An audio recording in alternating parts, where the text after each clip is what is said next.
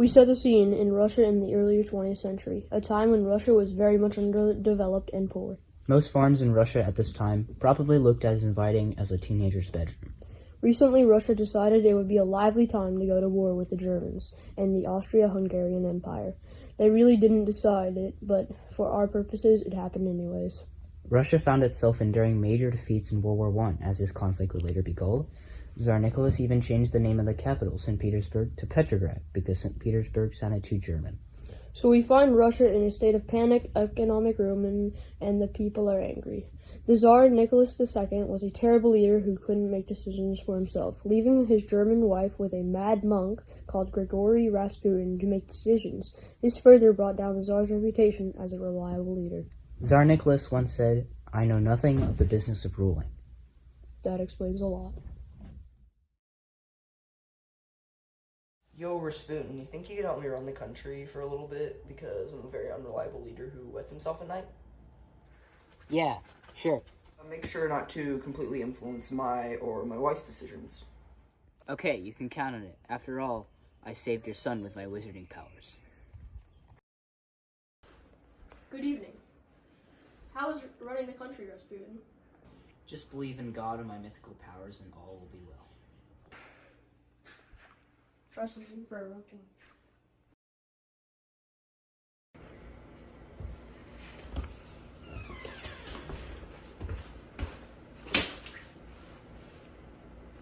Welcome, Rasputin. We have some desserts here if you want. For your enjoyment, Rasputin.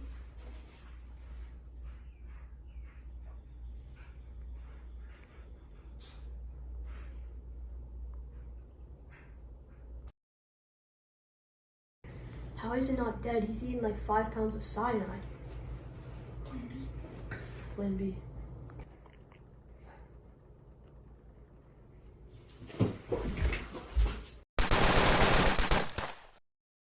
It was February 23rd, 1917, and let's just say the citizens were not happy. The Tsar Nicholas had left literally the day before to go and lead the war front.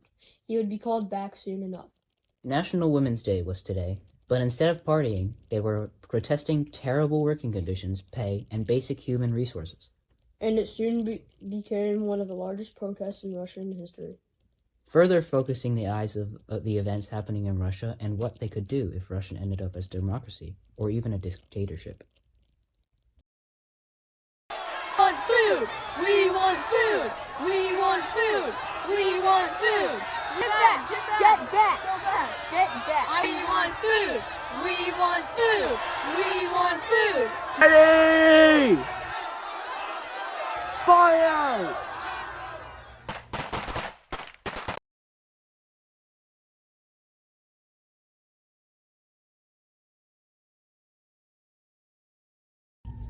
Nicholas is informed of the uprising in Petrograd. He quickly boards the next train back to his capital city. Nicholas never made it back to Petrograd because his train was intercepted on his way back and he was forced to abdicate. The Tsar said, "There is no sacrifice that I would not make for the good of Russia," when he was abdicating. Well, he certainly sacrificed something. This left an economically ruined Russia without a monarch, since Nicholas's son Alexei was sickly and too young and could not lead the country. So thus Russia established a provisional government, which did nothing to provide for the people. The people and the workers, however, re-established the Petrograd Soviet so they could self-govern themselves. And so we have a common dual power conundrum. It would only take one feather, or maybe a radical socialist revolutionary, to alter the power balance and cause another... Wait, what's the word again? Revolution. As this was all happening, World War I was still going on. Most of the people of Russia were very patriotic about the war and wanted Russia to come to a victory. However, one exiled Russian socialist thought otherwise. His name was Vladimir Lenin. Lenin, you know that big international war that's going on right now? Oh, that war? It's an imperial slaughter. I want Russia to withdraw. Okay then, Lenin, I have an idea to get you back to Russia. Russia's being an annoyance, and we need to get them out of the war. So, how does this involve me? We need to stage a communist uprising that will in turn overthrow the provisional government and help Germany in the war. Because that's what you want, right? All right, let's go.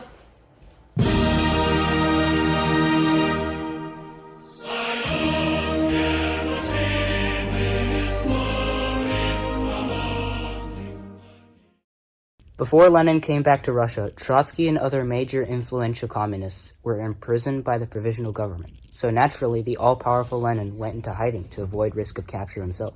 However, there was an uprising led by General Kornilov, and the leader of the provisional government, Alexander Kerensky, needed the Bolsheviks to help. Kornilov's group was attempting to overthrow the provisional government in Russia and take control for themselves, and Trotsky was needed to organize troops since he was a tactical genius. However, Kerensky made the mistake of giving clubs to communists.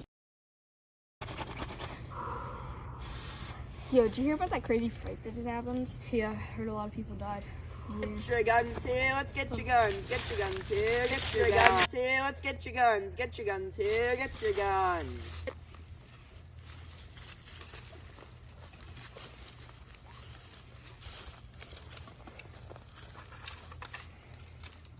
Kerensky would end up preventing the Kornilov revolt, as it would later be called, and save the provisional government. But not for long. How about you give us those guns back, Trotsky?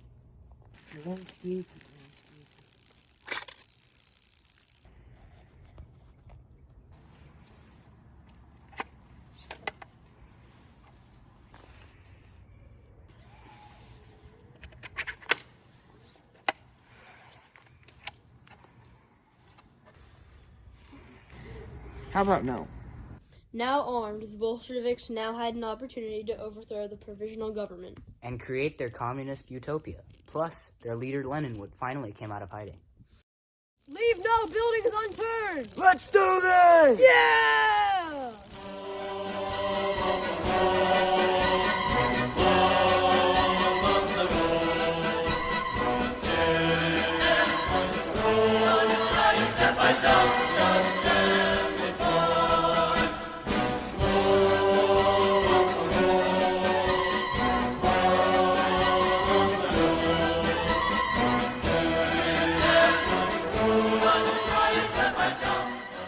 After the provisional government was overthrown, Lenin and the Bolsheviks established the Council of People's Commissars with Lenin as their leader.